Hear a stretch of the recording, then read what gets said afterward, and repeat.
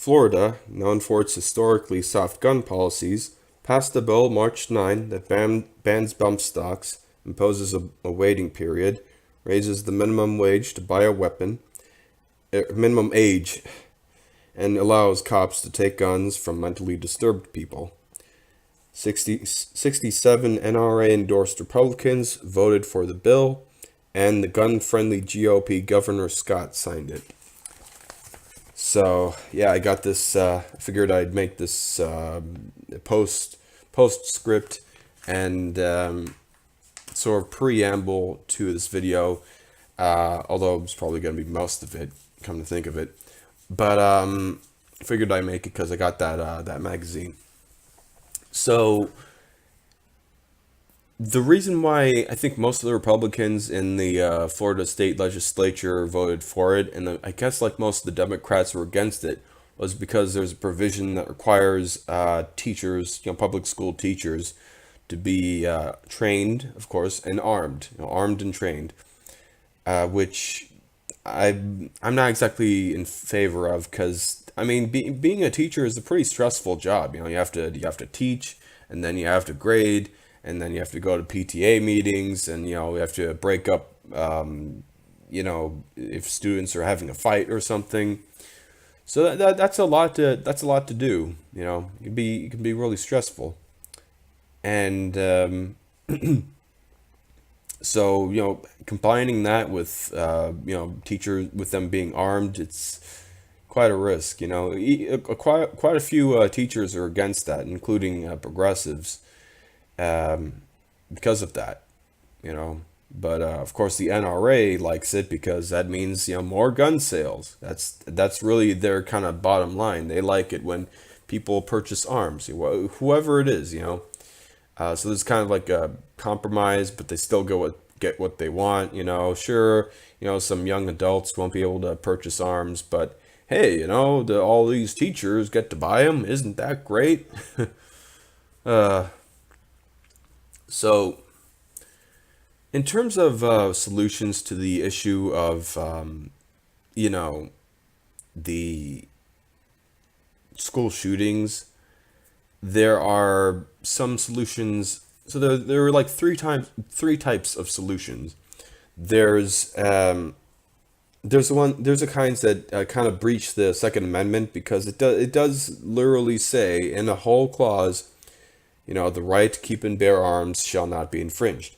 That is this is just pretty clearly laid out there, and shall not be infringed. It's assumed by the federal government and perhaps other forms, other divisions of government, as it is, part of the amendments to the Constitution.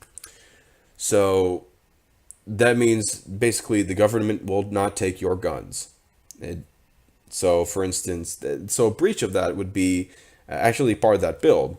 The police taking away weapons of the of people who are mentally disturbed. That's what it says there. Which I personally I'm okay with, assuming that it's like if someone's like a psychopath or antisocial or something like that. Clearly they're intent on eventually shooting people. Innocent people, that is.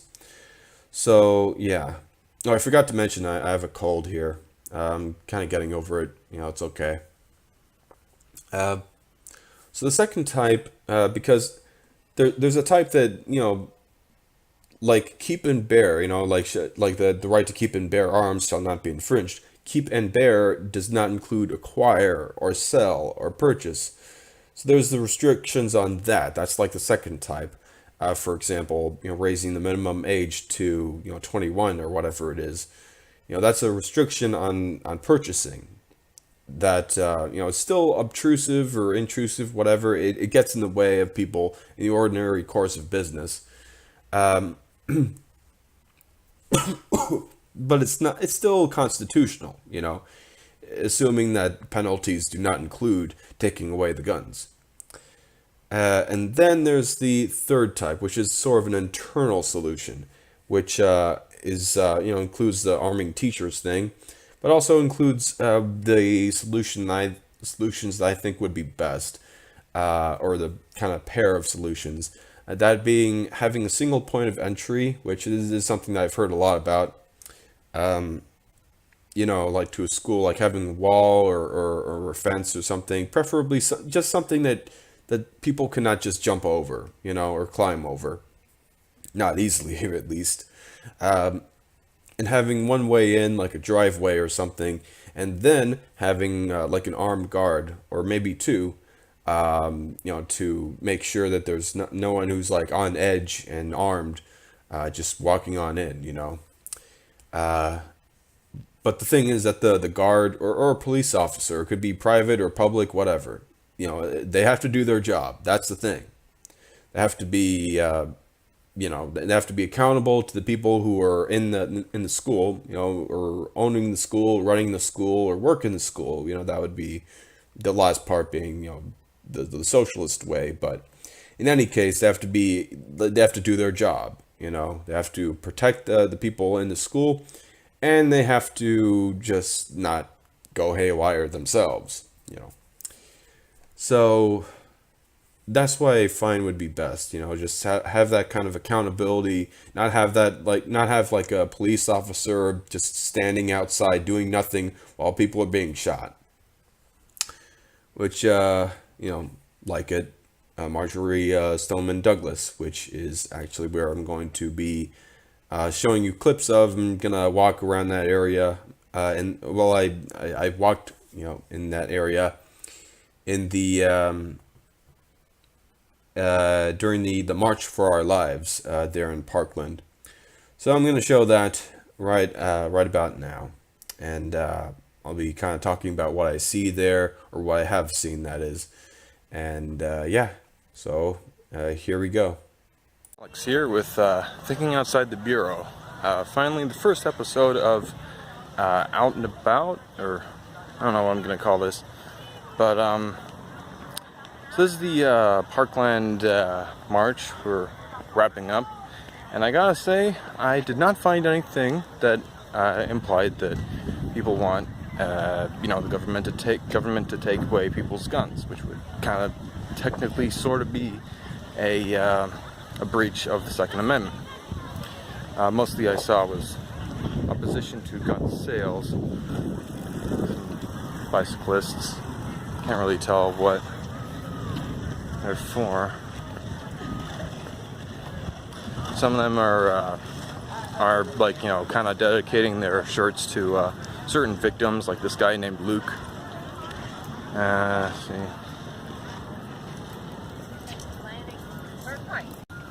Okay, a lot of it is also what's it called, MSD strong, and similar things. We stand with the victims and that in general. Let's see here. Yeah, especially the shirts that are that kind of, I guess, red-violet color, something like that. And okay, here's something I found. Nothing in particular. Okay, so as I pass the school where there's not a mural, but like kind of a sort of graveyard with all that stuff, with gifts and news thing, I just want to have a conclusion here. Conclusions based on what I've seen. Also, one more thing I saw. There are a lot of American flags around. And also, I think there was like some people, like Canada stands with MSD, with the high school. So, what is outside the bureau and what is? So clearly, stopping gun sales would be, inside the bureau, kind of a enforcement sort of thing. Although I guess after a while it will get to the point where like people will be less likely to buy weapons, because then people will be safer in general, and the idea is like less guns means less shootings means less guns, and so on and so forth. So eventually it could be less of an enforcement issue, eventually, because less guns, less guns purchased, that is. because I mean the idea of like standing against like the empire, let's say, not to be specific, but you probably know, you might know, that's not exactly something that can be pulled off. Yeah, that would be kind of a Tiananmen Square situation, and yeah. As for Manley, for Broward, I have this shirt because there's like a school issue, school shooting, and schools should be protected.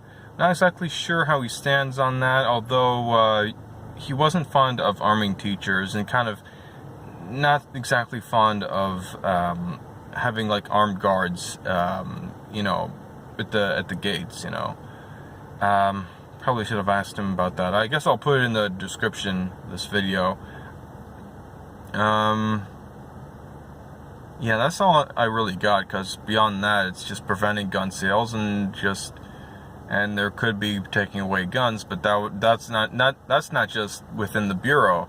That's unconstitutional, essentially. The right to keep and bear arms, unless you're going to change that wording. That's just the way it is. So that'll be it for this video. Goodbye.